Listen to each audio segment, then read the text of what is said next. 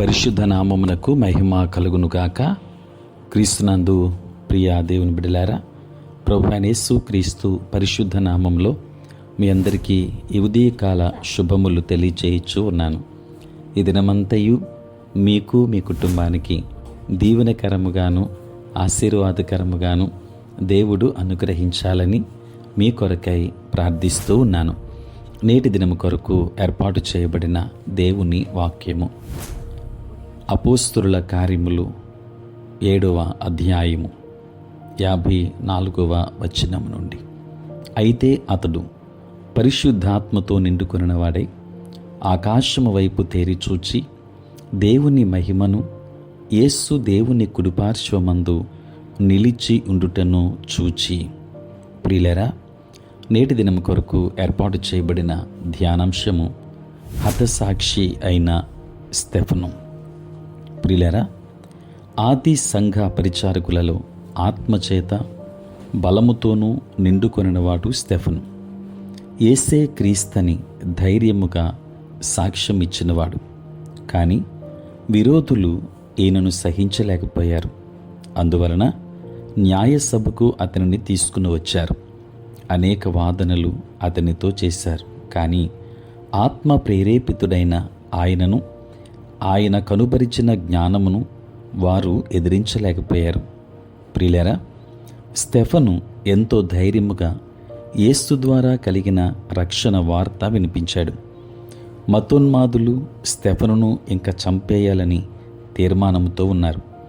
అక్కడ స్తెఫను పక్షముగా మాట్లాడేవారు ఒక్కరైనా లేరు. స్తెఫనును ఆదరించేవారు లేరు. స్తెఫనును రక్షించేవారు లేరు. అయితే స్తెఫను కొరకై, ఆయనను ఆదరించుట కొరకై, సత్యమును గూర్చి ఆయన ఇచ్చిన సాక్ష్యమును బలపరుచుట కొరకై ఆకాశము తెరవబడింది. దేవుని మహిమను, యేసు దేవుని కుడిపార్శ్వమందు నిలిచియుండుటను ఆయన చూశాడు. ప్రియులారా, రాళ్లతో ప్రజలు ఆయనను వెంటాడి కొట్టి చంపుతున్నప్పుడు తన కొరకై నిలిచిన యేసుతో మాట్లాడుతూ ఉన్నాడు. యేసు ప్రభువా, నా ఆత్మను చేర్చుకొనుమని ఆయనకు తన్ను తాను అప్పగించుకున్నాడు. దేవుని బిడ్డలారా, నీతిమంతులు వారి కష్ట సమయంలో ఒంటరి వాళ్ళు కాదు. వారికి కలిగే అవమానములో, హింసలలో, చివరికి మరణములో సైతం దేవుడు వారి పక్షముగా నిలవబడతాడు. వారిని తన ప్రేమగల హస్తాలలోనికి చేర్చుకుంటాడు. కాబట్టి ఈ దినాలలో మన స్థితిగతులలో నీతి కొరకై శ్రమ అనుభవిస్తూ ఉంటే, దేవుని కొరకైన సాక్ష్య జీవితంలో మనతో ఎవరూ నిలవబడినప్పటికీ దేవుడే మన కొరకు ఆదరణ, ఓదార్పు, ధైర్యమునిచ్చే ద్వారముగా ఆయన మనతో ఎల్లప్పుడూ ఉంటాడని మనం జ్ఞాపకం చేసుకుందాం. దేవుని కొరకు నిలబడదాం. దేవుని కొరకు సాక్ష్యం ఇచ్చే వారముగా ఉందాం.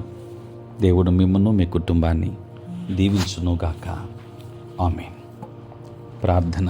పరిశుద్ధుడైన తండ్రి, ప్రేమ కలిగిన ప్రభువా, మీ పరిశుద్ధ నామమునకై వందనాలు, స్తుతులు, స్తోత్రాలు చెల్లిస్తున్నాం నాయన. రాత్రంతయు కాపాడి సంరక్షించి సుఖనిద్రను మాకు దయచేసి మా జీవితంలో మరి ఒక నూతన దినాన్ని మీరు మాకు అనుగ్రహించినందులకే స్తోత్రాలు. ప్రభువా, ఈ దినమంతా కూడా మీ సన్నిధి మాతో ఉంచండి. మీ ప్రసన్నత మాకు దయచేయండి. మా ప్రతి బలహీనత నుండి విడుదలనివ్వండి నాయన. నేటి మా పనులలో, ప్రయాణములలో, పరిచర్యలో మీరే తోడుగా ఉండండి నాయన. రక్షణ లేని వారు అనేక మంది ఉన్నారు. వారికి రక్షణ ఇవ్వండి. మారు మనస్సు లేని వారికి మారు మనస్సును అనుగ్రహించండి తండ్రి. నీకు స్తోత్రాలు చెల్లిస్తున్నాను ప్రభు. ఇది నా దీవెనల చేత మమ్మల్ని అందరినీ కూడా మీరు నింపమని వేడుకుంటున్నాం తండ్రి. నీ స్తోత్రాలు యేసయ్యా. ఇగో తండ్రి, సమయంలో ప్రత్యేకించి నాయన ఎంతోమంది బిడ్డలు నాయన మరి దూరదేశాలలో, దూర ప్రాంతాలలో ఉంటున్నారు. వారికి కావలసిన సహాయము, కాపుదల దయచేయండి తండ్రి. చదువుకున్న బిడ్డలను దీవించండి. జ్ఞానమును వారికి ఇవ్వండి తండ్రి. ఉద్యోగస్తులు, వ్యాపారస్తులు, కష్టపడి పని చేసుకుంటున్నటువంటి బిడ్డలందరినీ కూడా మీరు దీవించమని ప్రార్థన చేస్తూ ఉన్నాము తండ్రి. నీ స్తోత్రాలు తండ్రి. పుట్టినరోజు, పెళ్లి రోజు జరుపుకొనుచున్న బిడ్డలను దీవించండి. నూతన ఆశీర్వాదములు మెండుగా వారికి అనుగ్రహించండి తండ్రి, నేటి యొక్క తండ్రి అనేక మంది బిడ్డలు ప్రభా ఈ యొక్క ప్రార్థనలో, ఈ ప్రాతకాలపు ధ్యానముల్లో ఏకీభవిస్తుంటుండగా ప్రతి ఒక్కరి మీద నీ కృపాహస్తం నుంచి మనం వేడుకుంటూ ఉన్నాను. నీ సేవ పరిచర్య చేయించిన ప్రతి సేవకుని దీవించండి, ఆశీర్వదించండి. తండ్రి, నీకు వందనాలు, స్తోత్రాలు నాయన. సమయంలో ప్రభా ప్రత్యేకించి తండ్రి నాయన అనేక మంది బిడ్డలు నాయన ఇదిగో తండ్రి బలహీనులైన వారు, సమస్యలతో ఉన్నవారు ఉన్నారు. అట్లాంటి బిడ్డలందరినీ కూడా మీరు జ్ఞాపకం చేసుకోండి. నీ సేవ పరిచర్య చేయించిన ప్రతి సేవకుని మీద నీ కృపాహస్తం ఉంచండి.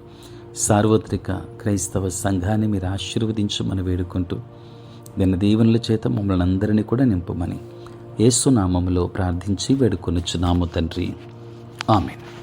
తండ్రి, కుమార, పరిశుద్ధాత్మ త్రియేక దేవుని దీవెన సదా మీకు తోడై ఉండును గాక. ఆమేన్.